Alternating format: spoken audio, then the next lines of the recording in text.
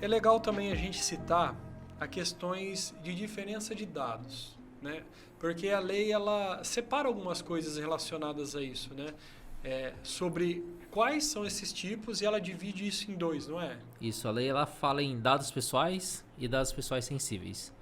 Os dados pessoais é aquele tipo de informação que você consegue identificar ou tornar identificável uma pessoa.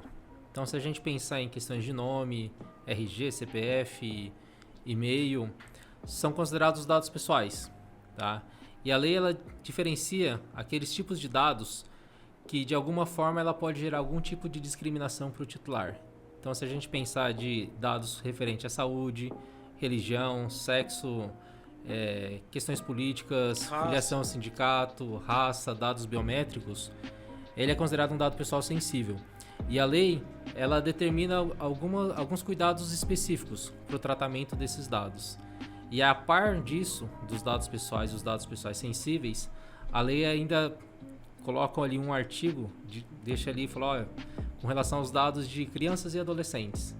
Então, aquela empresa que trata de dados de crianças e adolescentes, ela tem que ter um cuidado além do que aqueles que simplesmente tratam dos dados pessoais ou os dados pessoais sensíveis.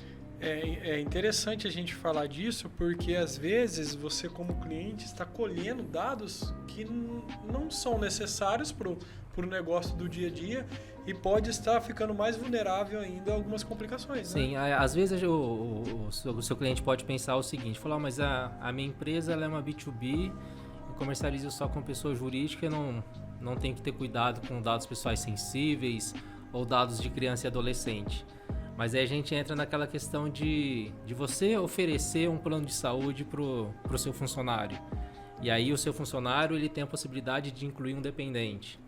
Então a empresa automaticamente ela vai estar tratando de dado pessoal sensível, que é um dado referente à saúde, e um dado de criança e adolescente. Então a empresa ela tem que tomar cuidado nesse sentido. Por isso que é importante estar fazendo todo aquele mapeamento de dados para entender exatamente como que funciona.